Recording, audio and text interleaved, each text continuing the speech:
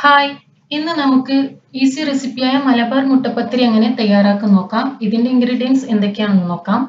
മുട്ട 1, തേങ്ങാപ്പാൽ ആവശ്യത്തിന് ബാറ്റർ തയ്യാറാക്കാൻ വേണ്ടി, പഞ്ചസാര 1/2 ടീസ്പൂൺ, ഉപ്പ് ആവശ്യത്തിന്, ബേക്കിംഗ് സോഡ 1 പിഞ്ച്, മൈദ 1 കപ്പ്.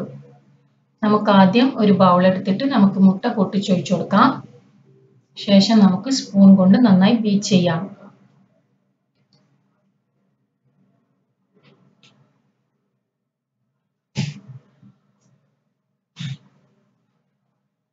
ഇനി ഇതിലേക്ക് ചേർക്കേണ്ടത് ബേക്കിംഗ് സോഡ, ഉപ്പ് എന്നിവ ചേർത്ത് കൊടുക്കാം. പഞ്ചസാര ചേർത്ത് കൊടുക്കാം. നമുക്ക് വീണ്ടും സ്പൂൺ വെച്ചിട്ട് തന്നെ മിക്സ് ചെയ്തെടുക്കാം.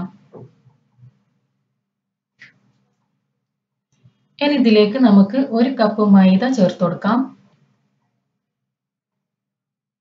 ശേഷം തേങ്ങാപ്പാൽ അല്പാൽപമായി ചേർത്ത് ഒരു സ്പൂണോ മരത്തവിയോ ഉപയോഗിച്ചിട്ട് നമുക്ക് മിക്സ് ചെയ്തെടുക്കാം. കൈകൊണ്ട് ഒരിക്കലും മിക്സ് ചെയ്തെടുക്കരുത്, കട്ട കെട്ടാൻ ചാൻസ് ഉണ്ട്.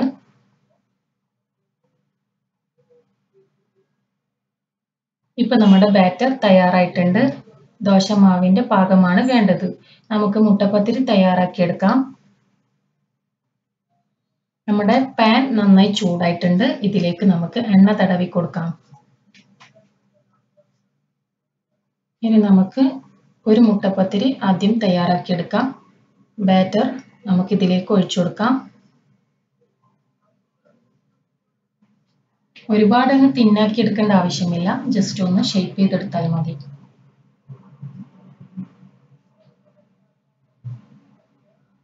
നമുക്കൊന്ന് ഇതിന്റെ മേൽഭാഗം ഒന്ന് ഡ്രൈ ആവുന്ന വരെ 3-4 മിനിറ്റ് അടച്ചു വെക്കാം.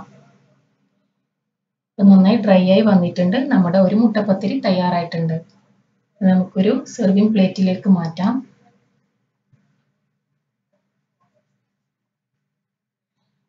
നമുക്ക് അടുത്ത മുട്ടപ്പത്തിരി തയ്യാറാക്കിയെടുക്കാം.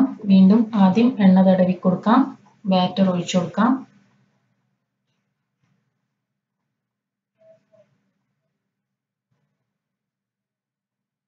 നമുക്കിതൊന്ന് അടച്ചു വെക്കാം.